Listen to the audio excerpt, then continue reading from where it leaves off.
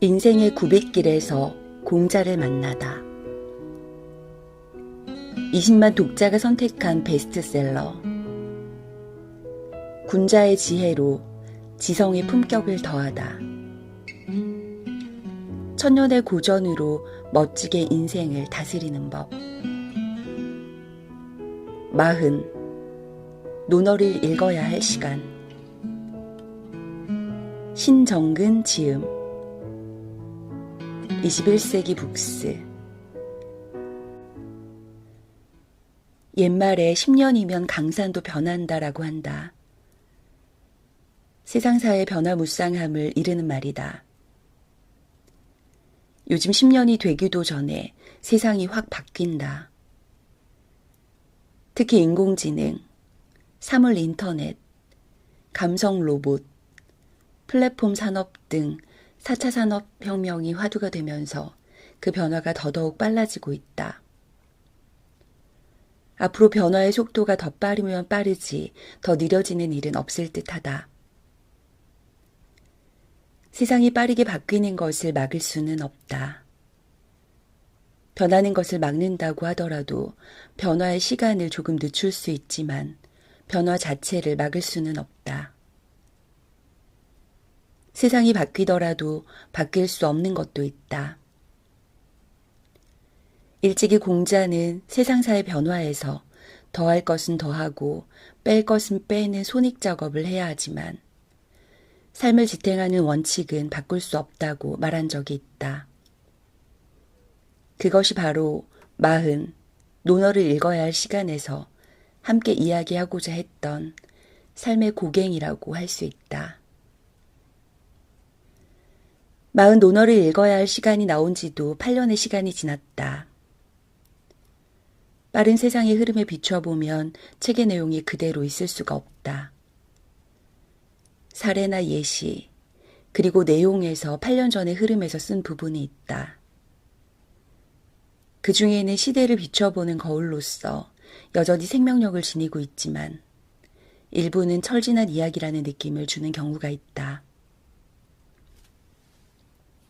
8년의 시간은 철진한 이야기의 느낌을 더 크게 만들었다. 이리하여 개정판을 내는 용기를 내게 되었다. 40 논어를 읽어야 할 시간이 나오면서 사람들이 고전을 대하는 태도가 조금 달라졌다는 느낌을 받았다. 이전에는 한자와 한문에 익숙한 경우, 요즘 사람들은 동양의 고전이 얼마나 좋은지 왜 모를까 라고 말하지만 친숙하지 않을 경우 옛날 옛적 이야기가 오늘날에 무슨 소용이 있을까라고 말하며 편이 나뉘어져 있었다. 이 책을 접하면서 많은 분들이 동양 고전도 현대인의 심성에 맞닿을 수 있다며 긍정적인 관심을 보여주었다.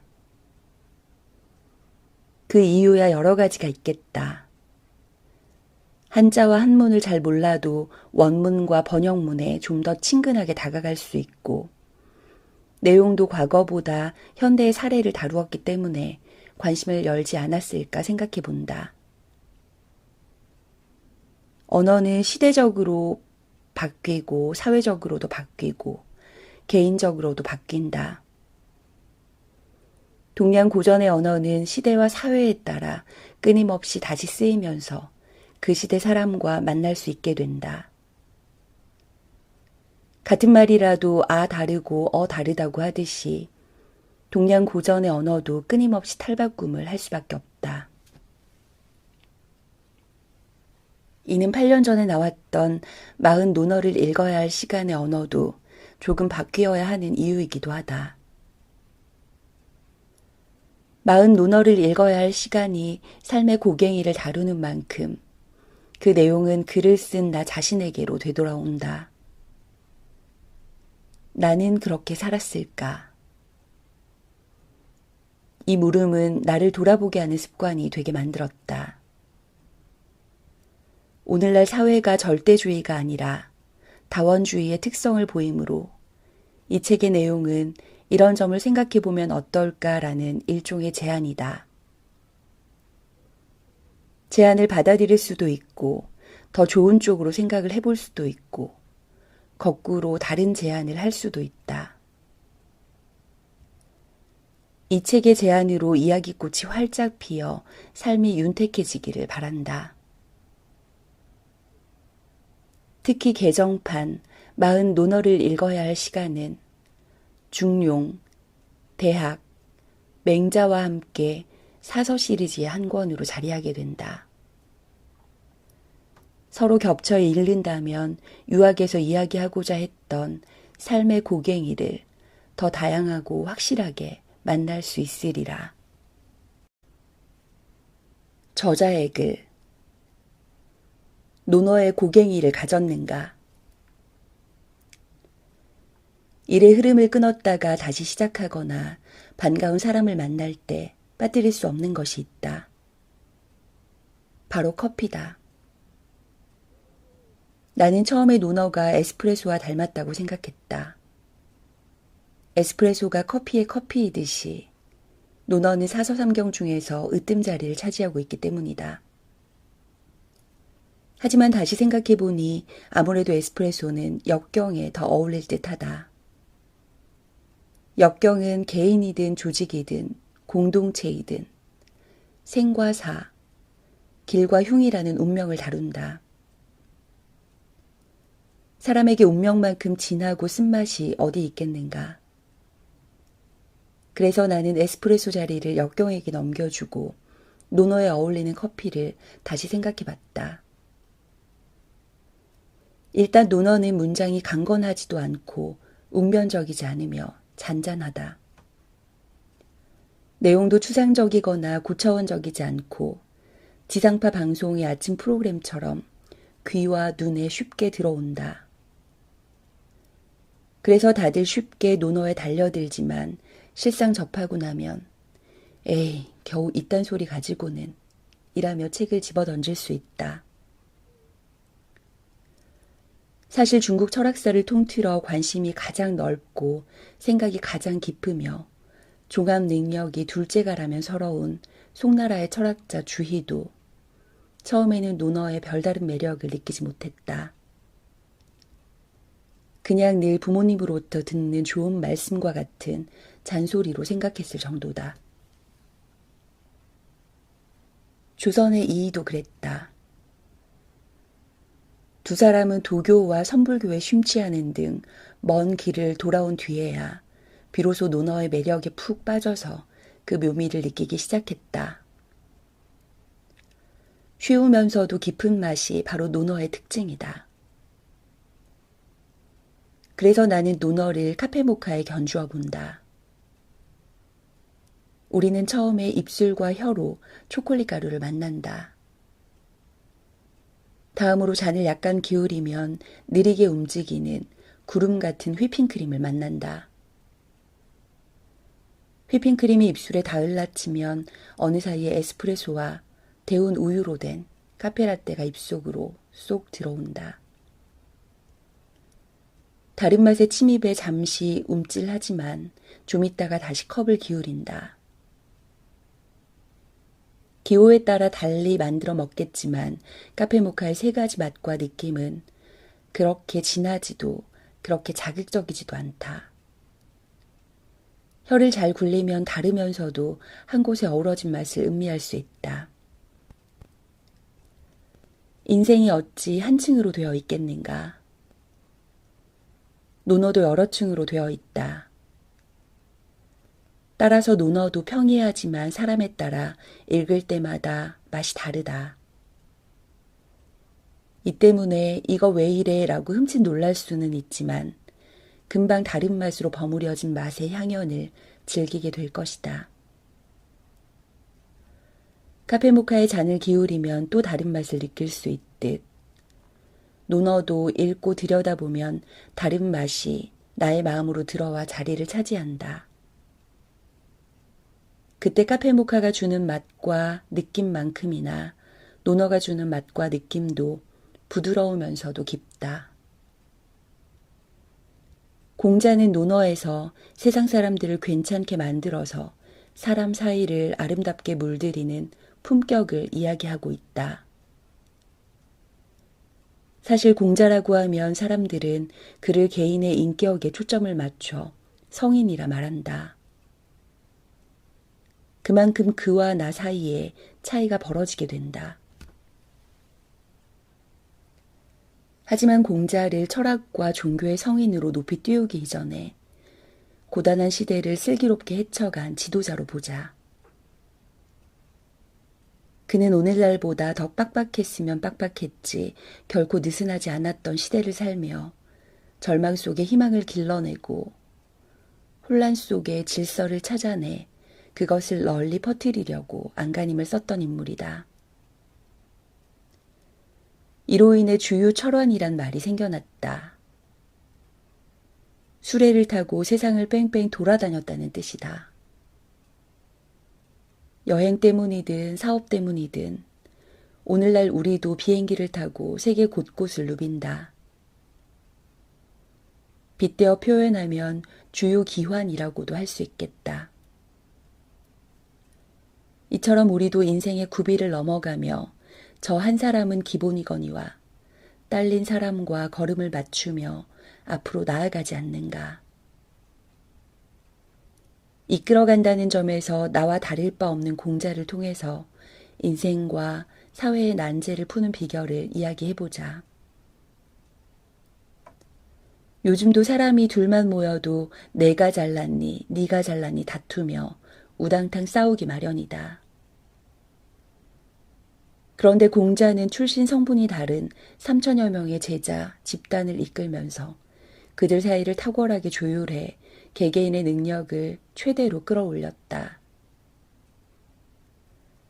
물론 그가 만들어낸 것은 사람들이 먹고 입는 생필품이나 먹고 사는 문제를 풀어내는 자본이 아니었다.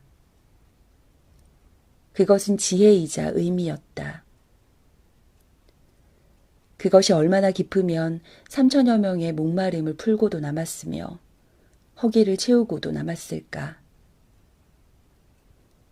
이로 인해 공자의 말과 행동이 그의 죽음과 함께 사라지지 않고 시대를 넘어 오늘날까지도 인류의 정신적 자산으로 이야기되는 것이다.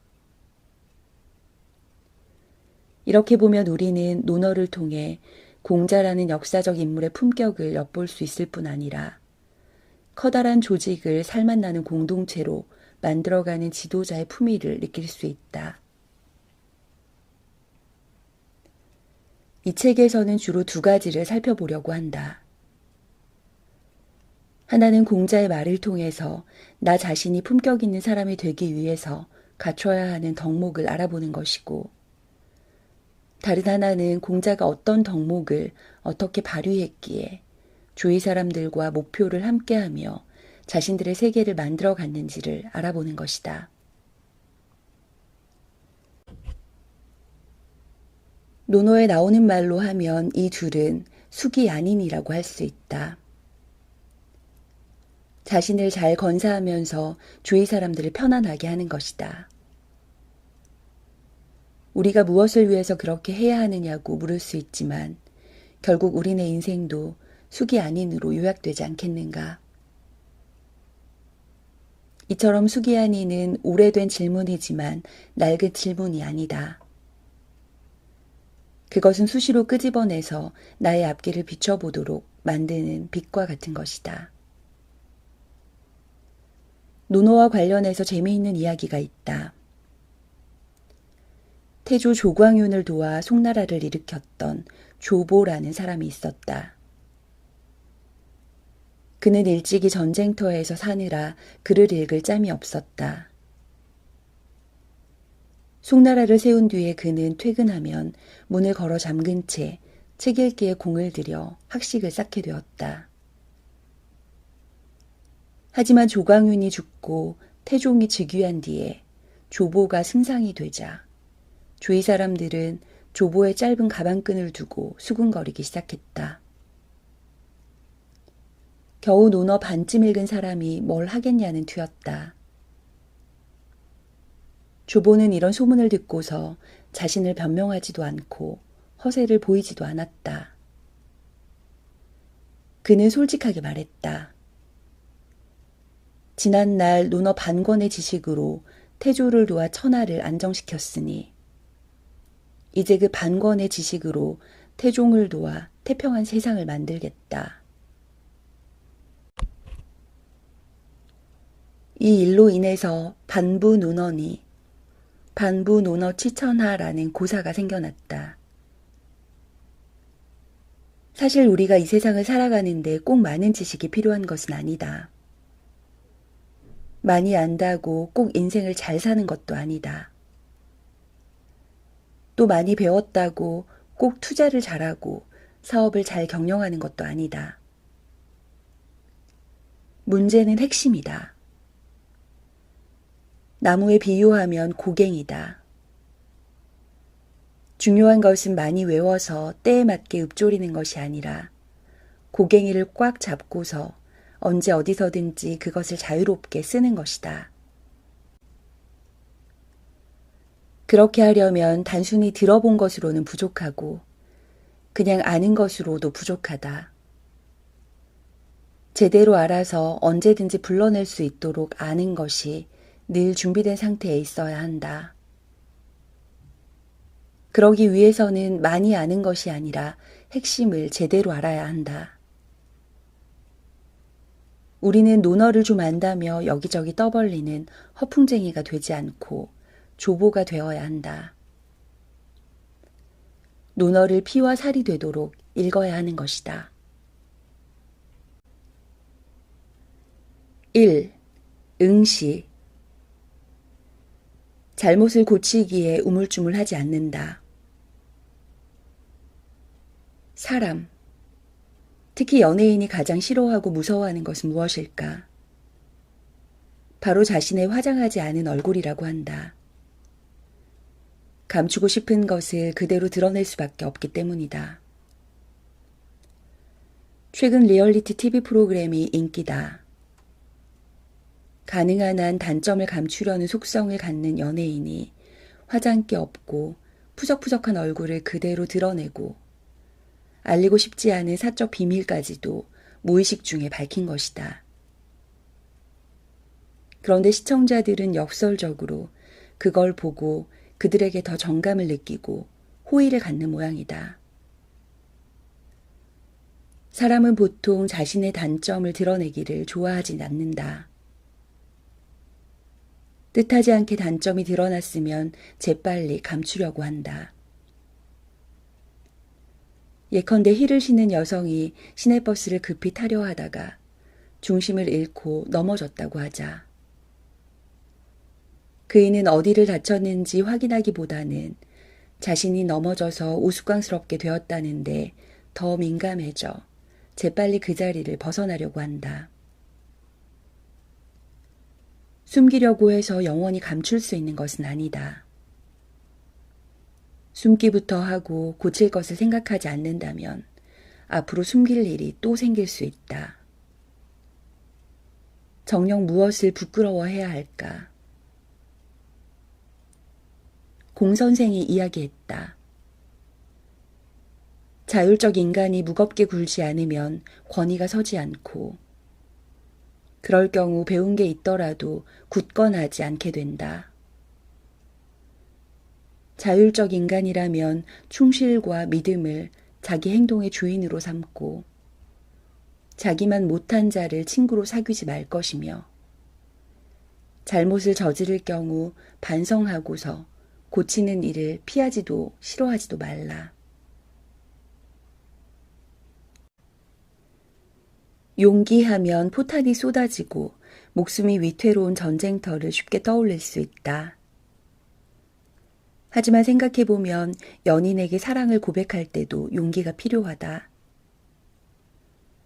사랑하면서도 뒤로 숨고 만날 기회가 생겨도 피해 다니느라 말 한마디도 못하는 사람이 있다. 그래서 용기 있는 자가 미인을 얻는다는 말이 생겨났을 것이다. 우리나라처럼 체면을 중시하는 문화권에서는 자신의 단점이 사람들 앞에서 낱낱이 벗겨지는 것을 죽음보다도 끔찍하게 싫어하는 사람이 많다. 하지만 정작 중요한 것은 과실이나 단점이 있다는 것을 알면 고치는 것이다. 우리나라 사람은 단점이 드러나는 것을 끔찍하게 싫어하면서도 그것을 고치는 데는 그다지 열성적이지 않다. 그래서 공자는 힘주어 말했다. 잘못을 했다는 것이 문제가 아니라 잘못을 하고서도 고치지 않는다면 이게 바로 진짜 잘못이라고 할 만하다. 우리는 이런 맥락에서 공자가 왜 안연을 그렇게 좋아하는지 알 수 있다. 공자의 평가에 따르면 안연은 자신이 저지른 잘못을 2번 다시 되풀이하지 않았기 때문이다. 보통 사람은 불이과는 아니더라도 불쉽과라도 되면 좋을 것이다. 우리는 어떻게 하면 안연처럼 될 수 있을까? 가장 중요한 것은 우리가 자신의 단점을 정면으로 응시할 수 있는 용기를 갖는 것이다. 잘못을 마주하고서 인정하지 않는다면 잘못을 고칠 수 없다. 약속 시간에 30분이나 늦고서도 변명으로 일관하면서 다음에 잘하겠다고 하면 그 사람은 다음에도 늦을 것이다. 자신의 잘못을 인정해야만 다음에는 이전과 똑같은 방식으로 대응하지 않겠다는 회개의 굳센 의지가 생겨난다. 그 과정에서 일의 진행을 바둑의 복기처럼 천천히 되돌아보면서 언제 어느 지점에서 무엇이 문제가 되었는지를 샅샅이 찾아내게 되고 다음에 그것이 나타나려고 하면 굳세게 쳐내서 이전의 문제를 되풀이하지 않을 수 있다. 예컨대 술로 문제를 일으키는 사람이라면 술자리 후 다른 사람들에게 먼저 정중하게 사과해야 한다. 그리고 피해를 입은 상대에게 자신이 언제 어떤 잘못을 했는지 물어야 한다. 이로써 정확하게 무엇이 문제인지 진단이 끝나는 것이다. 다음에 술을 마실 때 이전과 같은 징후가 엿보이기 시작하면 아예 술을 마시지 않거나 상대의 양해를 구해서 자리를 떠야 한다. 그렇지 않으면 불이과는 불가능할 뿐만 아니라 백과 아니 천과로 이어지게 될 것이다. 나에게 잘못이 있을 때 만인이 보는 광장에서 발가벗은 채로 서 있을 수 있는 용기를 발휘한다면 불이과에 가까워질 것이다. 2. 고독. 고상함의 길은 외롭지 않다. 덕불고.